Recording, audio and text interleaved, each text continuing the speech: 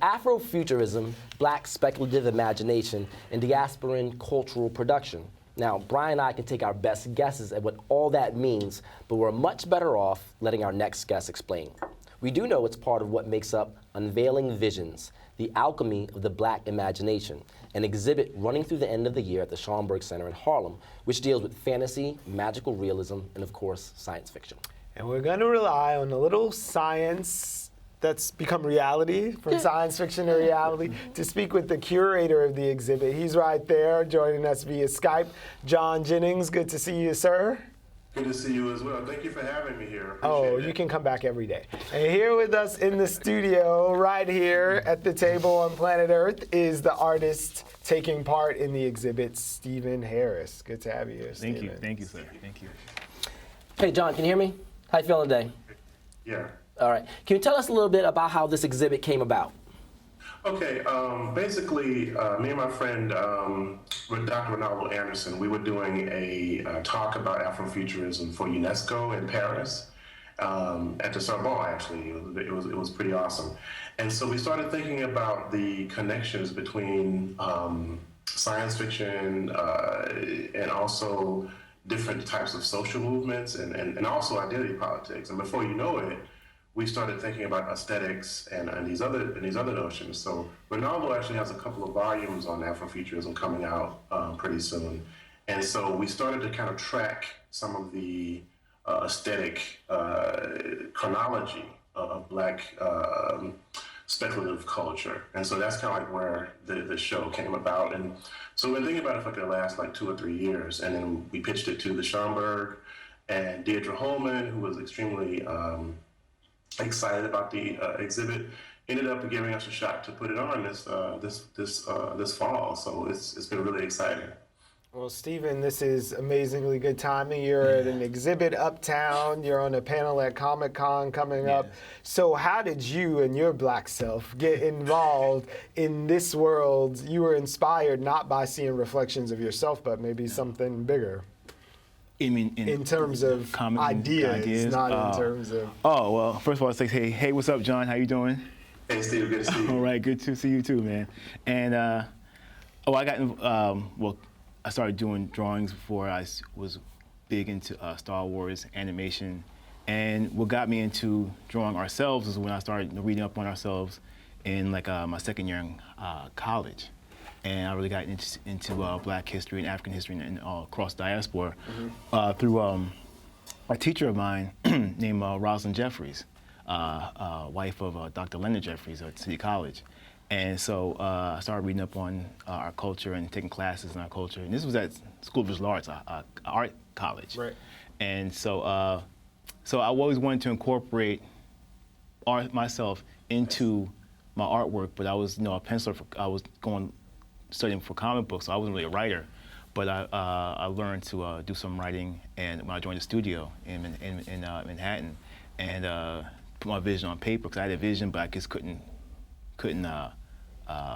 break through to the page. So through the help of a brother named Greg Williamson, I was able to help write my ideas on paper and put it out there. And then I have another story I do where I co-create with a partner of mine, and that's for our book Ajala, and which won 2 awards, Best Female Character, Glyph Awards. Best Female Character. Congratulations. For 2 years in a row, thank you. And so, and it's always wanted, I've done work with major companies, and that's fine, but I really wanted to have an avenue and a venue to express ourselves and the various nuances of our people, whether in New York or, and this is the diversity within our community, right. and I wanted to touch on and expose other people like us to ourselves, because a lot of us don't know ourselves. You know what? That's very, very true. Now, I do believe we have some images as well. You have a couple of pieces in the show. Yeah. But at the same time, John, can you tell us what are the different mediums that'll be on display in the show? Well, here's the thing. So one of the aspects of the show that made it kind of possible was the notion of using the material culture of the show. So we actually have like books on display, which are dealing with Afrofuturism and other aspects of Black speculative culture. So basically, excuse me, the entire show just about, I would say 95% of the show are reproductions. So it kind of deals with the idea of the archive. You see, the library is not a museum or a gallery space. It collects things, right? And so we started thinking about, like, well, how do people usually come in contact with the speculative? It's through television, it's through graphic design, it's through illustration work.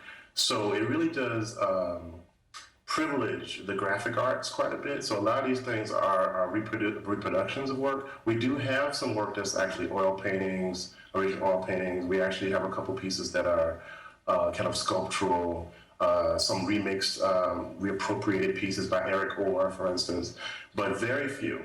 Most of the pieces are, reproductions. We had like a lot of artists. There are 87 artists in the show, and the reason why we could do that is because we kind of use the digital as an aspect of the aesthetics of the show, and thinking about the space as an archive, almost like a time capsule, right? So we have things that are projected digitally.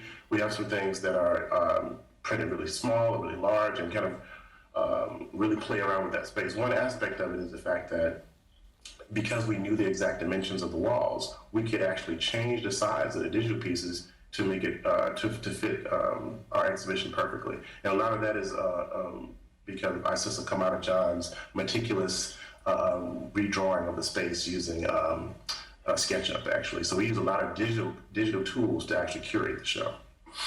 I'm interested in finding out how you guys think the broader sci-fi culture of like a Comic-Con has embraced this concept of Afrofuturism, and as well just more inclusion. Like when I see headlines about people being upset that a black kid might be Spider-Man, but they can imagine a guy shooting webs out of his wrist but not him being brown doing it. So how much has the broader sort of pop culture embraced this concept? Well, you see it in with Marvel doing the hip hop covers and having their characters switch up on races. You have Black Captain America. You have New York Comic-Con having more panels of people of color on it. You have DC doing some things as well. So you have it in the mainstream, but we want to. Still, there's steps to go, and they will only go so far. And what John is doing, and what other folks are doing, we have our own conventions, and we want to hit our own community, because I mean, there's the comic book buying community, and there's our own community. There's our own community we want to hit too. And every time we do a convention, like whether it's at the Schaumburg or at Philadelphia ECBAC, at East Coast Black Age Comics Convention, or HonestCon in Atlanta, or MechaCon in Detroit, or MoBAC in Detroit, anyone comes up to us that we never knew you guys existed. Whether we're comic book artists, whether we're animators, whether we're illustrators. People say, we never knew you guys existed. So we got to hit, what John is doing a great thing, what happened this past weekend, Ohio State, right, John? Exactly. We did a SoulCon. Which is the first Black and Latino independent comics expo in history. And I co-founded that with Dr. Frederick Aldama and Ricardo Padilla, who does a conference called the Latino Comics Expo. To kind of piggyback with some of the things Stephen is saying, you have to understand that the first thing is the big two, Marvel and DC, are not comic book companies. They publish comic books, but they're not comic book companies. They're IP farms. And so their main concern is to try to actually like create characters that will generate money from animation, from T-shirts, from cartoons, from selling toothpaste, whatever, right? Because so Marvel is owned by Disney, and for a long time DC has been owned by Warner Brothers. So this trend of like race bending and gender bending and challenging sexual politics are just kind of like putting bandages on these characters that really actually kind of stuck in time. If you think about it, the superhero genre in particular, and mind you, I want to separate the idea of genre and medium, right? Because comics are a medium, right? And they're not a genre. A lot of times, because of the overwhelming amount of superhero narratives. Think of it as the medium instead of the genre. Exactly. We generally conflate comics in America, but that's only in America, honestly. So anyway, so basically, you have to understand that primarily and historically, the superhero genre has been a white, male, cisgender, privileged space, right? And so why would you want people of color in that space if you're trying to, act out your masculinity, right? Why would you want that to happen? And so, as far as like acceptance of Afrofuturism, I think one of the most Afrofuturist characters not created by Black people is probably the Black Panther, right? Because Well, the Black Panther, that's a great place to start, and that's where we have to end. We're so out of time right now, but you've given us a reading list. We're totally out of, but we'll be at the Schoenberg. We'll take the A train up there. We'll get to Harlem, and we'll see you at Comic-Con. Yeah. Can we find you online or anything? I'll be at Columbia University too on Thursday. Okay. So, Yeah, John's co-founded like four comic conventions. Well, the absolutely. conversation All- will all continue at across the nation. Columbia. Yeah. We'll see you Thursday then. Thank you, John. Thank you, John. Appreciate Thank it. you, Steve. I'll be at booth 948 at Comic-Con. Booth 948 at 948 Comic-Con. Comic-Con.